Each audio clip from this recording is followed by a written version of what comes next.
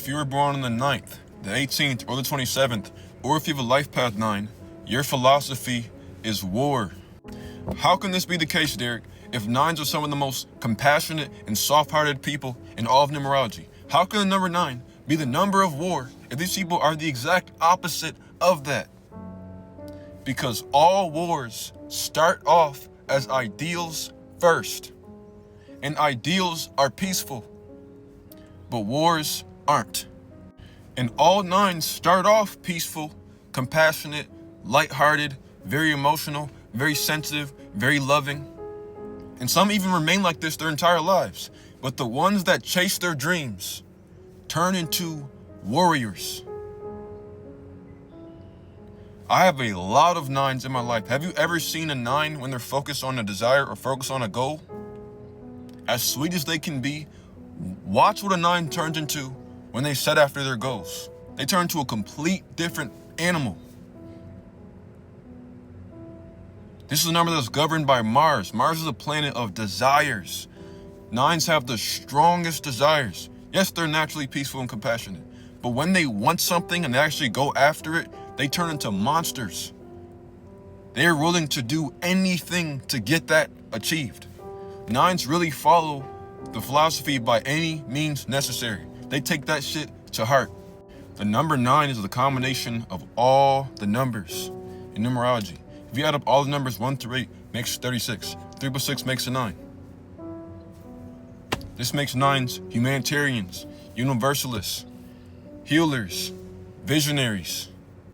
9 is the number of completion, spiritual elevation, and unconditional love. These are people that have lived many incarnations on Earth, and now they're here to give back.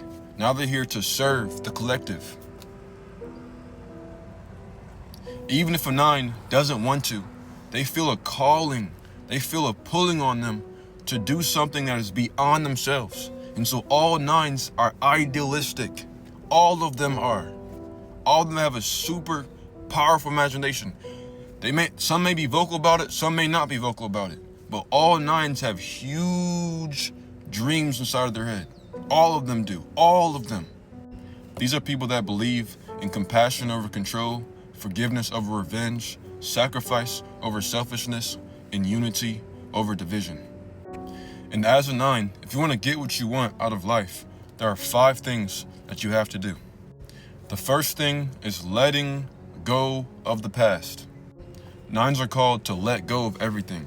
Pain, ego, revenge, even their own identity.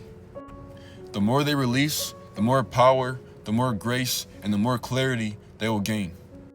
9 will win when they forgive without forgetting and loving people without attaching to them.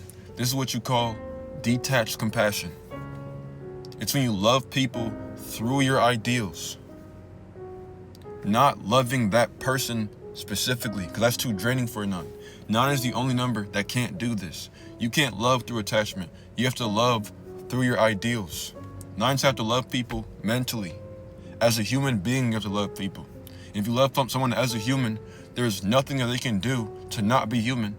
So no matter what they do, you always love them without being emotionally attached to them. The second thing is by leading through compassion. 9s naturally rise as mentors, healers, activists, or artists that came with a message that can serve humanity. For example, Bob Marley, Life Path 9. Whitney Houston, Psychic number 9. Their strength lies in their ability to inspire, uplift, and unify others under a singular ideal. The third thing is by serving a cause that is greater than themselves or beyond themselves. 9s are karmically called to serve humanity instead of chasing their own personal desires. And so their desires has to be in alignment with making the world a better place or serving the collective in some form or in some fashion.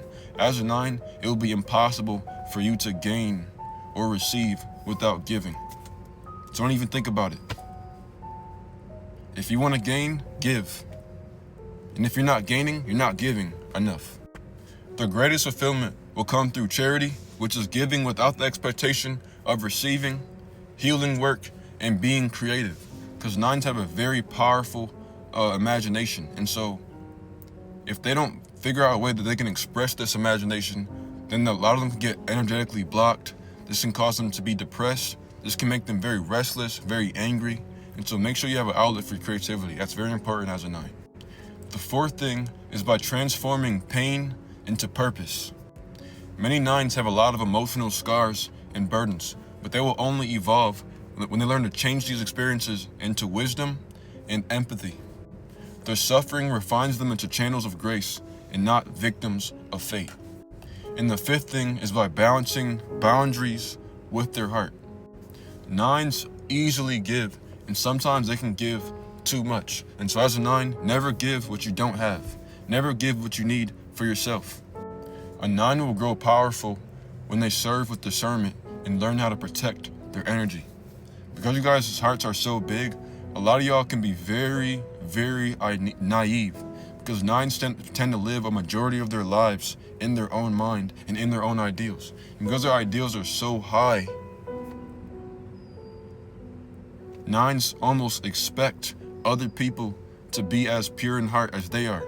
And a lot of them get fucked over and crossed by people and treated very poorly because 9s think that everyone is like them. And they're not. Their wisdom separates them from others. Now, if you'd like to learn more about numerology, just click the link in my profile bio and read my book, Supreme Mathematics, A Complete Guide in Chatting Numerology. Or if you like a reading, just book a Zoom session. You can also find that in the link in my profile bio. But have a great rest of your day.